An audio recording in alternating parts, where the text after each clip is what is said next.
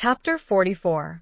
Elinor, starting back with a look of horror at the sight of him, obeyed the first impulse of her heart in turning instantly to quit the room, and her hand was already on the lock, when its action was suspended by his hastily advancing and saying, in a voice rather of command than supplication, "Miss Dashwood, for half an hour, for 10 minutes, I entreat you to stay." "No, sir," she replied with firmness, "I shall not stay. Your business cannot be with me. The servants, I suppose, forgot to tell you that Mr. Palmer was not in the house." "Had they told me," he cried with vehemence, "that Mr. Palmer and all his relations were at the devil, it would not have turned me from the door. My business is with you, and only you." "With me?" in the utmost amazement. "Well, sir, be quick, and if you can, less violent. Sit down, and I will be both." She hesitated. She knew not what to do. The possibility of Colonel Brandon's arriving and finding her there came across her. But she had promised to hear him, and her curiosity, no less than her honor, was engaged. After a moment's recollection, therefore, concluding that prudence required dispatch, and that her acquiescence would best promote it, she walked silently towards the table and sat down. He took the opposite chair, and for half the minute not a word was said by either. "Pray be quick, sir," said Elinor impatiently. "I have no time to spare." He was sitting in an attitude of deep meditation, and seemed not to hear her. "Your sister," said he with abruptness a moment afterwards, "is out of danger. I heard it from the servant." "God be praised. But is it true? Is it really true?" Elinor would not speak. He repeated the inquiry with yet greater eagerness. "For God's sake tell me, is she out of danger, or is she not?" "We hope she is." He rose up and walked across the room. "Had I known as much half an hour ago, but since I am here," speaking with a forced vivacity as he returned to his seat, "what does it signify? For once, Miss Dashwood, it will be the last time, perhaps, let us be cheerful together. I am in a fine mood for gaiety. Tell me honestly," a deeper glow overspreading his cheeks, "do you think me most a knave or a fool?" Elinor looked at him with greater astonishment than ever. She began to think that he must be in liquor. The strangeness of such a visit, and of such manners, seemed no otherwise intelligible, and with this impression she immediately rose, saying, "Mr. Willoughby, I advise you at present to return to Combe. I am not at leisure to remain with you longer. Whatever your business may be with me, it will be better recollected and explained tomorrow." "I understand you," he replied, with an expressive smile and a voice perfectly calm. "Yes, I am very drunk. A pint of porter with my cold beef at Marlborough was enough to overset me." "At Marlborough!" cried Elinor, more and more at a loss to understand what he would be at. "Yes, I left London this morning at 8 o'clock, and the only 10 minutes I have spent out of my chaise since that time procured me a nuncheon at Marlborough." The steadiness of his manner, and the intelligence of his eye as he spoke, convincing Elinor that whatever other unpardonable folly might bring him to Cleveland, he was not brought there by intoxication, she said, after a moment's recollection, "Mr. Willoughby, you ought to feel, and I certainly do, that after what has passed, your coming here in this manner and forcing yourself upon my notice requires a very particular excuse." "What is it that you mean by it?" "I mean," said he, with serious energy, "if I can, to make you hate me 1 degree less than you do now. I mean to offer some kind of explanation, some kind of apology for the past, to open my whole heart to you, and by convincing you that though I have been always a blockhead, I have not been always a rascal, to obtain something like forgiveness from your sister." "Is this the real reason of your coming?"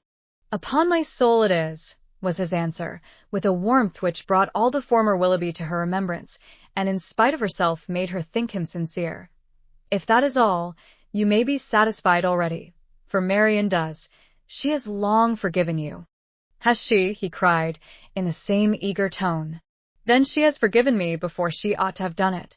But she shall forgive me again, and on more reasonable grounds. Now will you listen to me?" Elinor bowed her assent. "I do not know," said he, after a pause of expectation on her side and thoughtfulness on his own, "how you may have accounted for my behavior to your sister, or what diabolical motive you may have imputed to me. Perhaps you will hardly think the better of me. It is worth the trial, however, and you shall hear everything. When I first became intimate in your family, I had no other intention, no other view in the acquaintance than to pass my time pleasantly while I was obliged to remain in Devonshire, more pleasantly than I had ever done before. Your sister's lovely person and interesting manners could not but please me, and her behavior to me almost from the first was of a kind. It is astonishing, when I reflect on what it was and what she was, that my heart should have been so insensible. But at first I must confess, my vanity only was elevated by it. Careless of her happiness, thinking only of my own amusement, giving way to feelings which I had always been too much in the habit of indulging, I endeavored, by every means in my power, to make myself pleasing to her, without any design of returning her affection. Miss Dashwood, at this point, turning her eyes on him with the most angry contempt, stopped him by saying, "It is hardly worth while, Mr. Willoughby, for you to relate, or for me to listen any longer. Such a beginning as this cannot be followed by anything. Do not let me be pained by hearing anything more on the subject." "I insist on you hearing the whole of it," he replied. "My fortune was never large, and I had always been expensive, always in the habit of associating with people of better income than myself. Every year since my coming of age, or even before, I believe, had added to my debts, and though the death of my old cousin, Mrs. Smith, was to set me free, yet that event being uncertain and possibly far distant, it had been for some time my intention to re-establish my circumstances by marrying a woman of fortune. To attach myself to your sister, therefore, was not a thing to be thought of, and with a meanness, selfishness, cruelty, which no indignant, no contemptuous look, even of yours, Miss Dashwood, can ever reprobate too much, I was acting in this manner, trying to engage her regard, without a thought of returning it. But one thing may be said for me. Even in that horrid state of selfish vanity, I did not know the extent of the injury I meditated, because I did not then know what it was to love. But have I ever known it? Well may it be doubted. For, had I really loved, could I have sacrificed my feelings to vanity, to avarice? Or, what is more, could I have sacrificed hers? But I have done it. To avoid a comparative poverty, which her affection and her society would have deprived of all its horrors, I have, by raising myself to affluence, lost everything that could make it a blessing. You did then, said Elinor, a little softened, believe yourself at one time attached to her? To have resisted such attractions, to have withstood such tenderness. Is there a man on earth who could have done it?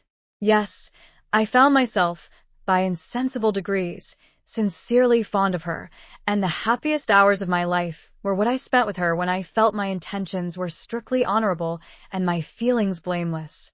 Even then, however, when fully determined on paying my addresses to her, I allowed myself most improperly to put off, from day to day, the moment of doing it, from an unwillingness to enter into an engagement while my circumstances were so greatly embarrassed. I will not reason here, nor will I stop for you to expatiate on the absurdity, and the worse than absurdity, of scrupling to engage my faith where my honor was already bound. The event has proved that I was a cunning fool, providing with great circumspection for a possible opportunity of making myself contemptible and wretched for ever. At last, however, my resolution was taken, and I had determined, as soon as I could engage her alone, to justify the attentions I had so invariably paid her, and openly assure her of an affection which I had already taken such pains to display. But in the interim of the very few hours that were to pass, before I could have an opportunity of speaking with her in private, a circumstance occurred, an unlucky circumstance, to ruin all my resolution, and with it all my comfort. A discovery took place. Here he hesitated and looked down. Mrs. Smith had somehow or other been informed, I imagine by some distant relation, whose interest it was to deprive me of her favor, of an affair, a connection, but I need not explain myself farther. He added, looking at her with an heightened color and an inquiring eye, your particular intimacy. You have probably heard the whole story long ago. I have, returned Elinor, coloring likewise, and hardening her heart anew against any compassion for him. I have heard it all. And how you will explain away any part of your guilt in that dreadful business, I confess, is beyond my comprehension. Remember, cried Willoughby, from whom you received the account. Could it be an impartial one? I acknowledge that her situation and her character ought to have been respected by me. I do not mean to justify myself, but at the same time cannot leave you to suppose that I have nothing to urge, that because she was injured she was irreproachable, and because I was a libertine, she must be a saint. If the violence of her passions, the weakness of her understanding. I do not mean, however, to defend myself. Her affection for me deserved better treatment, and I often, with great self-reproach, recall the tenderness which, for a very short time, had the power of creating any return. I heartily wish it had never been.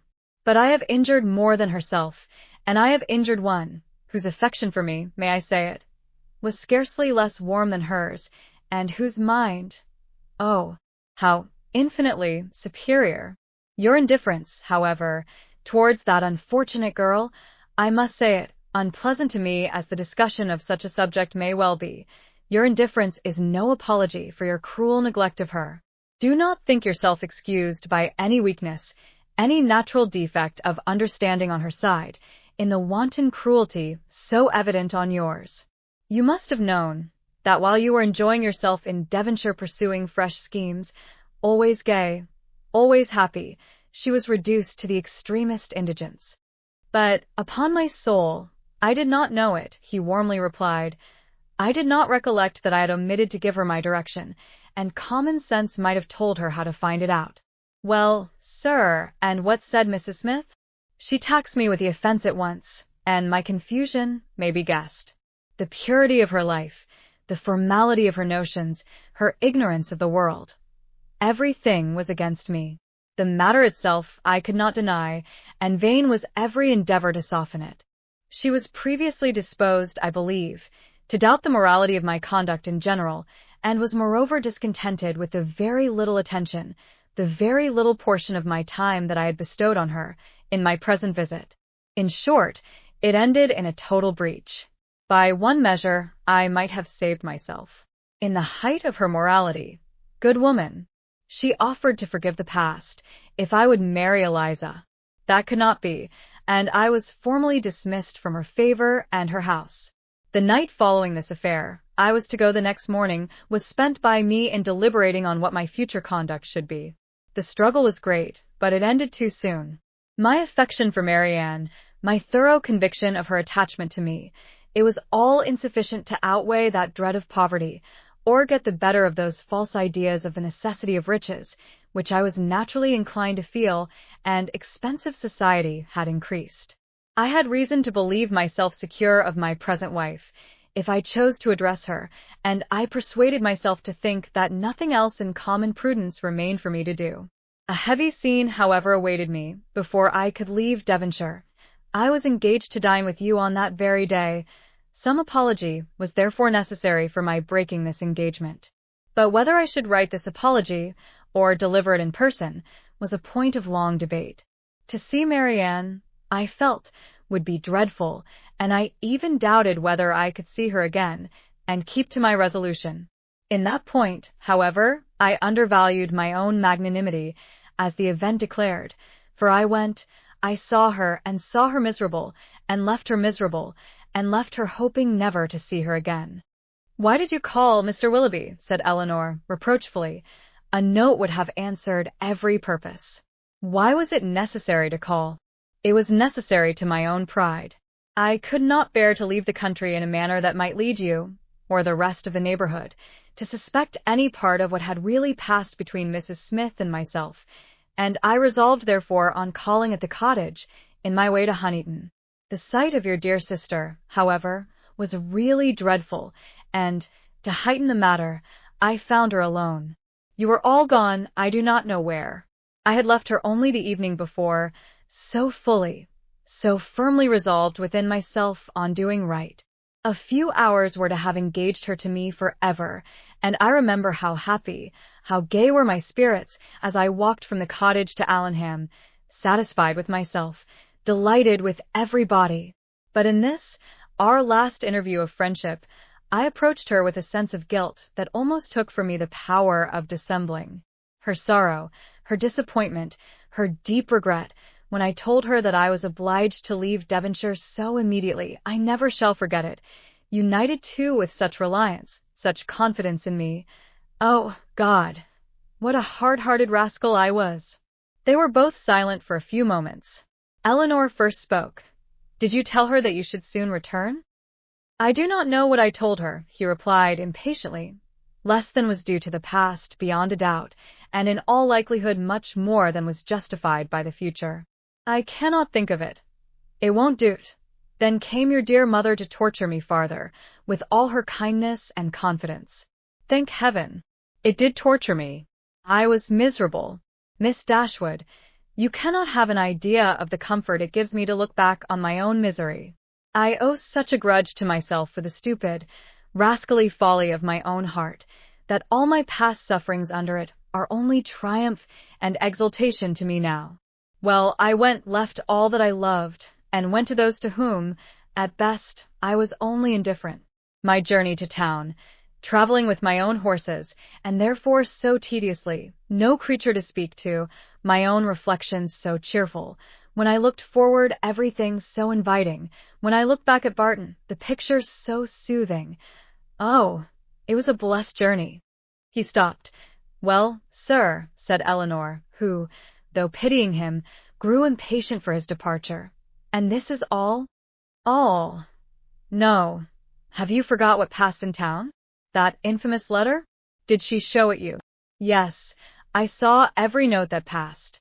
When the first of hers reached me, as it immediately did, for I was in town the whole time, what I felt is, in a common phrase, not to be expressed, in a more simple one, perhaps too simple to raise any emotion, my feelings were very, very painful. Every line, every word was, in the hackneyed metaphor which their dear writer, were she here, would forbid, a dagger to my heart. To know that Marianne was in town was, in the same language, a thunderbolt. Thunderbolts and daggers. What a reproof would she have given me! Her taste, her opinions, I believe they are better known to me than my own, and I am sure they are dearer.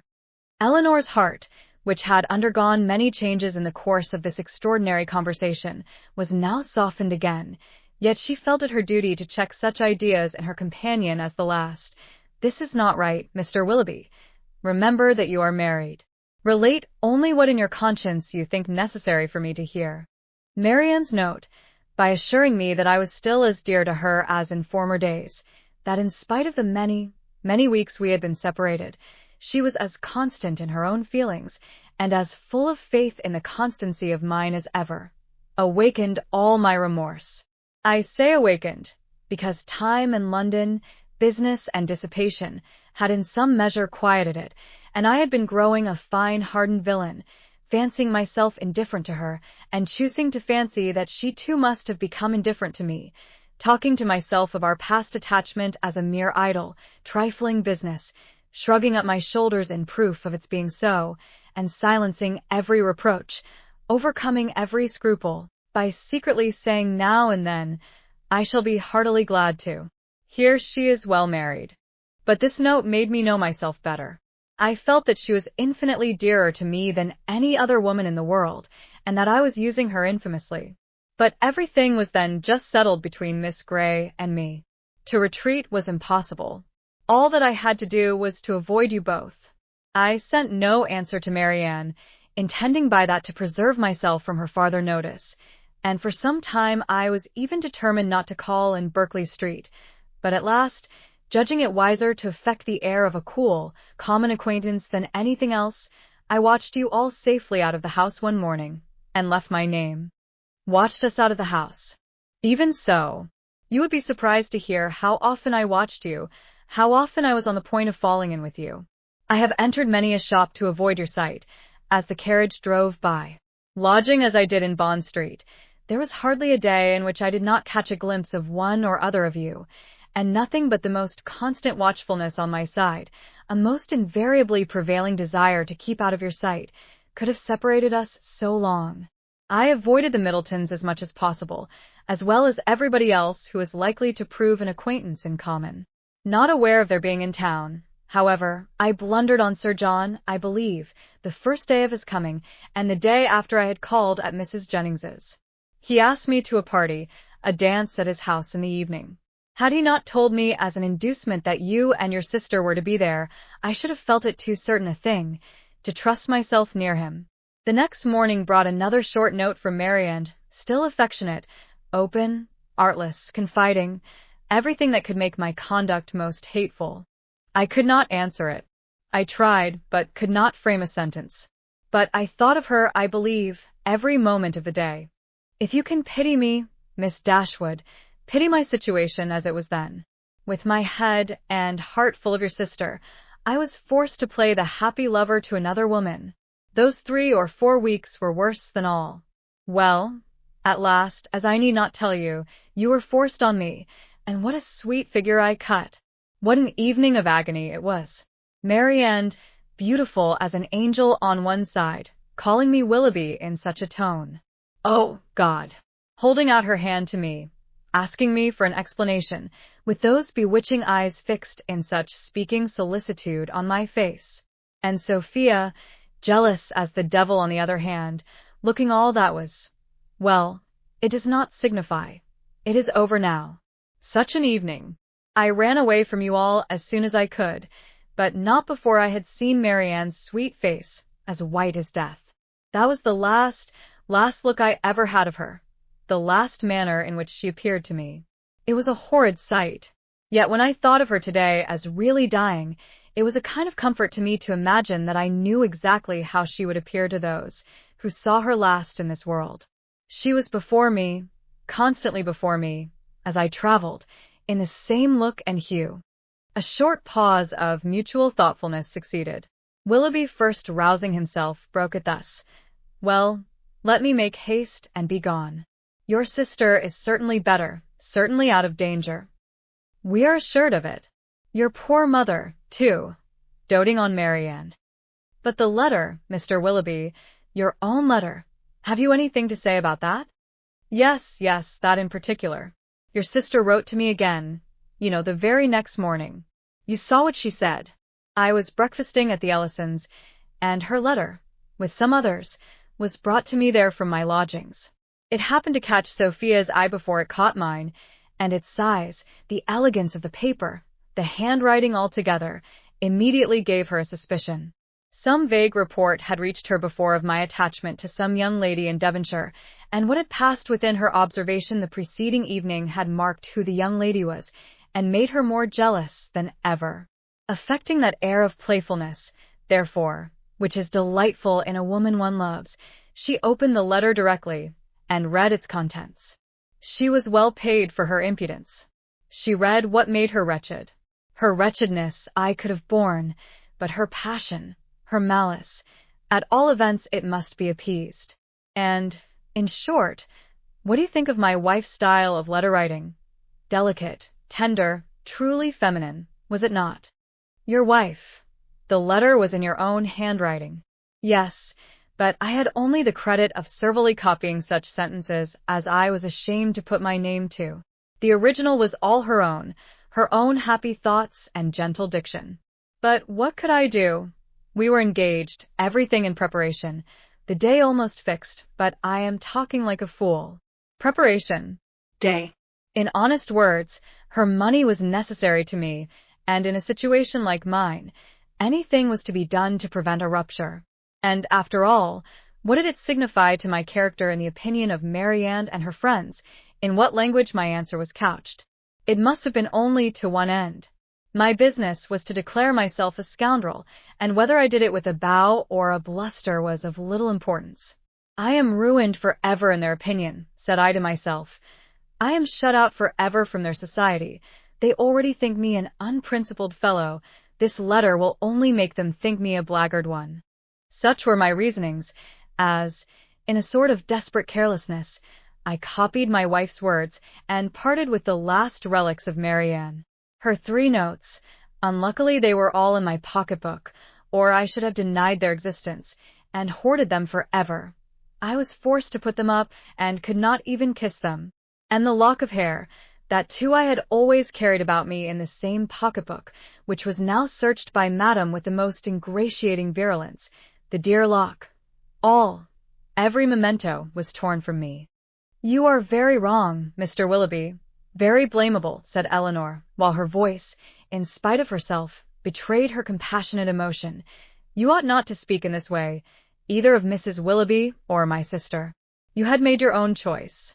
It was not forced on you. Your wife has a claim to your politeness, to your respect at least. She must be attached to you, or she would not have married you. To treat her with unkindness, to speak of her slightingly is no atonement to Marianne, nor can I suppose it a relief to your own conscience. Do not talk to me of my wife, said he with a heavy sigh. She does not deserve your compassion. She knew I had no regard for her when we married. Well, married we were, and came down to Combe Magna to be happy, and afterwards returned to town to be gay. And now do you pity me, Miss Dashwood? Or have I said all this to no purpose? Am I, be it only 1 degree, am I less guilty in your opinion than I was before? My intentions were not always wrong. Have I explained away any part of my guilt? Yes, you have certainly removed something, a little. You have proved yourself, on the whole, less faulty than I had believed you. You have proved your heart less wicked, much less wicked. But I hardly know the misery that you have inflicted. I hardly know what could have made it worse. Will you repeat to your sister when she is recovered what I have been telling you? Let me be a little lightened too in her opinion as well as in yours. You tell me that she has forgiven me already. Let me be able to fancy that a better knowledge of my heart and of my present feelings will draw from her a more spontaneous, more natural, more gentle, less dignified forgiveness. Tell her of my misery and my penitence. Tell her that my heart was never inconstant to her, and if you will, that at this moment she is dearer to me than ever. I will tell her all that is necessary to what may comparatively be called your justification.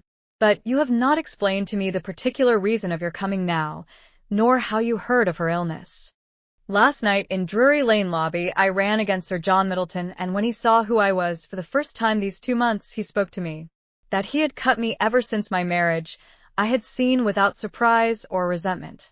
Now, however, his good-natured, honest, stupid soul, full of indignation against me and concern for your sister, could not resist the temptation of telling me what he knew ought to, though probably he did not think it would, vex me horridly. As bluntly as he could speak it, therefore, he told me that Marianne Dashwood was dying of a putrid fever at Cleveland. A letter that morning received from Mrs. Jennings declared her danger most imminent. The Palmers are all gone off in a fright, and see. I was too much shocked to be able to pass myself off as insensible even to the undiscerning Sir John. His heart was softened in seeing mine suffer, and so much of his ill will was done away, that when we parted, he almost shook me by the hand while he reminded me of an old promise about a pointer puppy. What I felt on hearing that your sister was dying, and dying too, believing me the greatest villain upon earth, scorning, hating me in her latest moments, for how could I tell what horrid projects might not have been imputed? One person I was sure would represent me as capable of anything. What I felt was dreadful. My resolution was soon made, and at 8 o'clock this morning I was in my carriage. Now you know all. Elinor made no answer. Her thoughts were silently fixed on the irreparable injury which too early in independence and its consequent habits of idleness, dissipation, and luxury had made in the mind, the character, the happiness of a man who, to every advantage of person and talents, united a disposition naturally open and honest, and a feeling, affectionate temper. The world had made him extravagant and vain. Extravagance and vanity had made him cold-hearted and selfish. Vanity, while seeking its own guilty triumph at the expense of another, had involved him in a real attachment, which extravagance, or at least its offspring, necessity, had required to be sacrificed. Each faulty propensity in leading him to evil had led him likewise to punishment. The attachment, from which against honor, against feeling, against every better interest he had outwardly torn himself, now, when no longer allowable, governed every thought, and the connection, for the sake of which he had, with little scruple, left her sister to misery, was likely to prove a source of unhappiness to himself of a far more incurable nature. From a reverie of this kind she was recalled at the end of some minutes by Willoughby, who, rousing himself from a reverie at least equally painful, started up in preparation for going, and said, "There is no use in staying here. I must be off." "Are you going back to town?" "No, to Combe Magna. I have business there, from thence to town in a day or two. Good-bye." He held out his hand. She could not refuse to give him hers. He pressed it with affection. "And you do think something better of me than you did?" said he, letting it fall, and leaning against the mantelpiece as if forgetting he was to go. Elinor assured him that she did, that she forgave, pitied, wished him well, was even interested in his happiness, and added some gentle counsel as to the behavior most likely to promote it. His answer was not very encouraging. "As to that," said he, "I must rub through the world as well as I can. Domestic happiness is out of the question.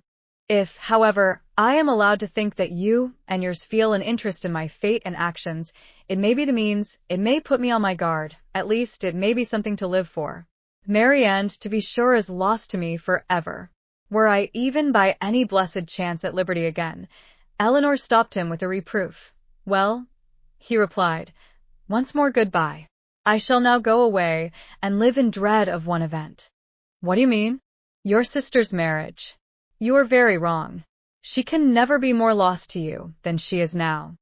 But she will be gained by someone else. And if that someone should be the very he whom, of all others, I could least bear, but I will not stay to rob myself of all your compassionate goodwill, by showing that where I have most injured I can least forgive. Good-bye. God bless you."